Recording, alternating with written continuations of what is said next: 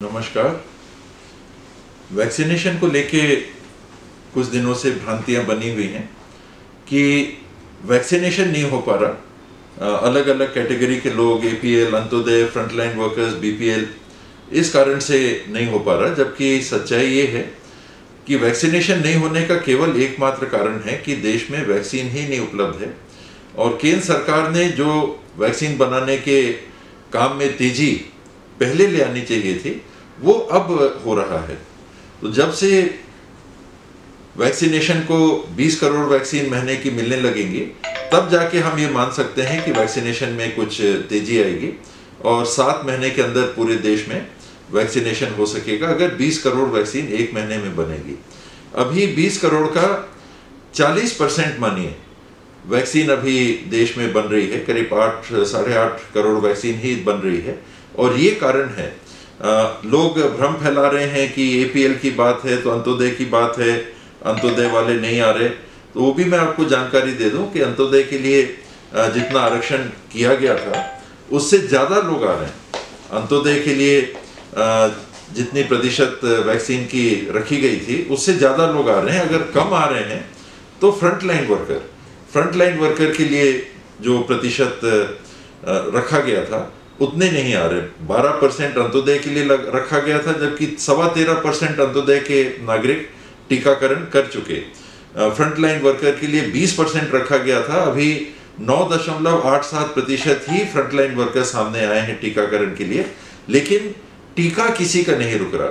जो रजिस्ट्रेशन है, online registration है, मौके पे जाके आप चाहें तो रजिस्ट्रेशन करा लीजिए, उस माध्यम से आपको तारीख पहुंच जाएगी। टीकाकरण जितने टीके उपलब्ध हैं उसके हिसाब से चल रहा है। केवल दिक्कत है तो केवल एक बात की कि वैक्सीन नहीं है, और वैक्सीन केंद्र सरकार ने अपने हाथों में ले ली है। उसके डिस्ट्रीब्यूशन वो कर रहे हैं, वो करना भी चाहिए। लेकिन जितनी वैक्सीन 18 से 45 के लिए देनी चाहिए, वो केवल राज्य सरकारों को 25% वैक्सीन उपलब्ध करा रहे हैं जो देश में बन रही है, और शेष 25% बिजनेस पर्सन्स को, और 50% खुद केंद्र सरकार रख रही है। अब समय आ चुका है कि हमारे पास 45 साल और उसके ऊपर के नागरिकों के लिए वैक्सीन रखी हुई है, स्टोर में रखी हुई है, और लोग हैं नहीं वैक्सीन लगवाने के लिए, क्योंकि 77% से ज़्यादा लोगों को छत्तीसगढ़ में वैक्सीन लग चुकी है 45 साल और उसके ऊपर।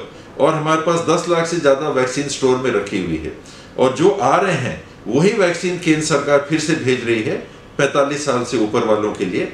अब उनको ये नीति का भेद खत्म कर देना चाहिए कि 18 साल अलग और 45 साल अलग, एक जगह वैक्सीन उपलब्ध कराएं।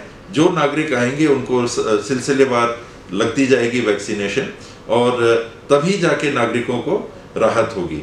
ये जानकारी आपसे साझा करनी थी कि कोई भ्रम नहीं होना चाहिए कि वैक्सीन नहीं लगने का कारण कोई दूसरा है।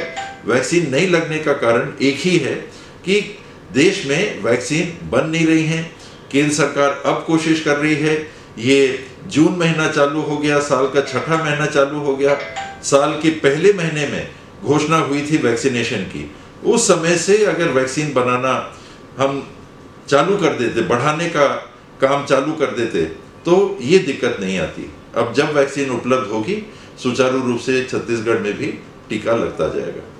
धन्यवाद।